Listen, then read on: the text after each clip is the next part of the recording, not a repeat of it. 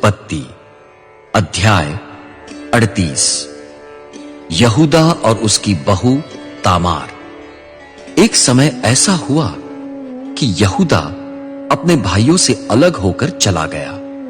वो अदुल्लाम नगर के एक निवासी के पास रहने लगा जिसका नाम हीरा था। वहां यहूदा ने एक कनानी मनुष्य की पुत्री को देखा। उस मनुष्य का नाम शुआ था।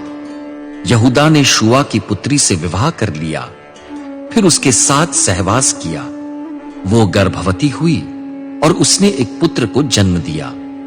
यहूदा ने उसका नाम एर रखा। वो पुनः गर्भवती हुई, उसने एक और पुत्र को जन्म दिया। मां ने उसका नाम ओनन रखा। उसने एक और पुत्र को जन्म दिया। मां ने उसका नाम शेला रखा। जब उसने उसे जन्म दिया तब वो कजीब नगर में थी। यहूदा ने अपने ज्येष्ठ पुत्र एर का विवाह किया। उसकी पुत्र वधू का नाम तामार था।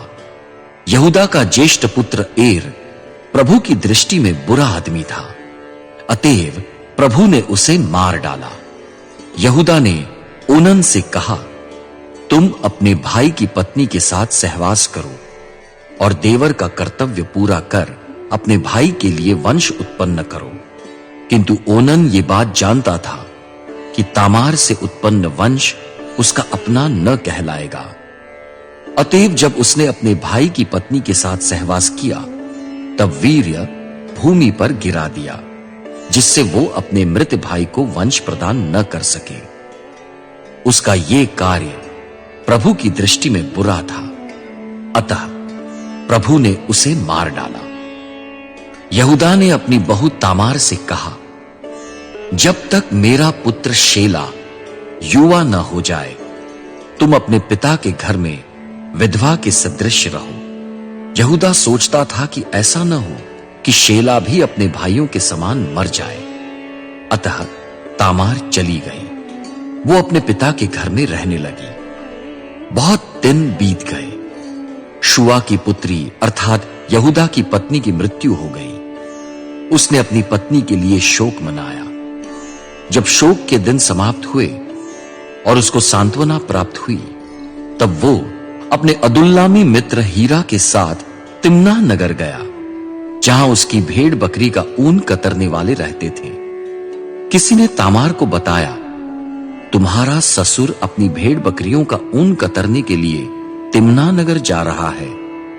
तामार ने विधवा के वस्त्र उतार दिए। उसने एक बुर्का ओढ़कर अपने को ढांप लिया और वो तिम्ना के मार्ग पर स्थित एनईम नगर के प्रवेश द्वार पर बैठ गई। तामार ने देखा कि उसका देवर शेला जवान हो गया है, पर उसके साथ उसका विवाह नहीं किया गया। जब यहूदा ने तामार को देखा तब उसे देवदासी समझा, क्योंकि वो अपना मुख ढांपे हुए थी। वो मार्ग के किनारे उसके पास गया।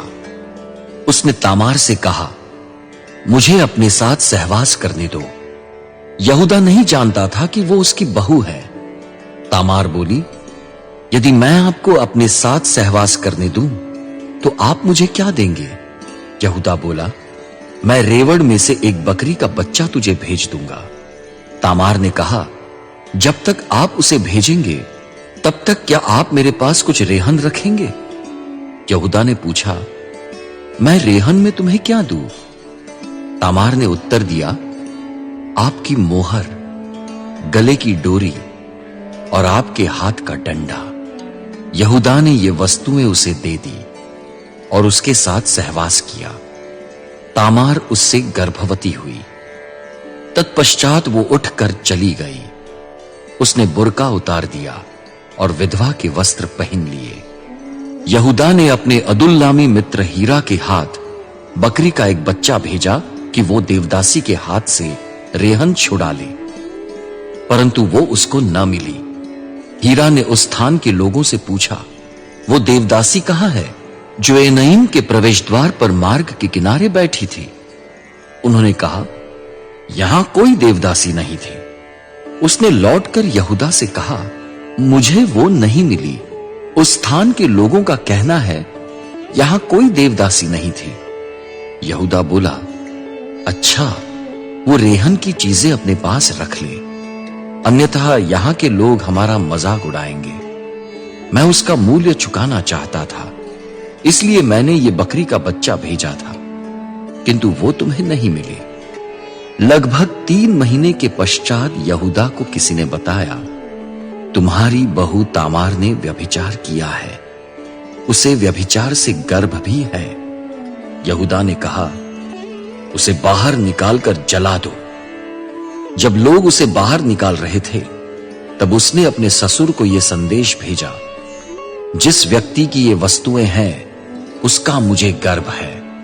कृपया ध्यान से देखिए कि ये वस्तुएं मोहर, डोरी और डंडा किस व्यक्ति की है। यहूदा ने उन्हें पहचान लिया। उसने कहा, वो मुझसे अधिक धार्मिक है, क्योंकि मैंने उसके प्रति अपने कर्तव्य को पूरा नहीं किया और अपने पुत्र शेला का विवाह उससे नहीं किया। उसने तामार के साथ फिर कभी सहवास नहीं किया। जब तामार का प्रसव काल आया, तब ज्ञात हुआ कि उसके गर्भ में जुड़वां बच्चे हैं। जब वो बच्चों को जन्म दे रही थी, तब एक बच्चे ने हाथ बाहर निकाला। दाई ने उसका हाथ पकड़ा और उस पर एक लाल डोरा बांधकर कहा, यह गर्भ से पहले बाहर निकला। परंतु जब बच्चे ने अपना हाथ भीतर कर लिया, तब उसका भाई बाहर निकला। दाई ने कहा, अरे, तूने स्वयं ही निकलने का मार्ग बना लिया।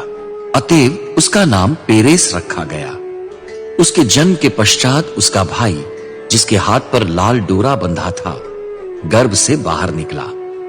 उसका नाम जेरह रखा गया।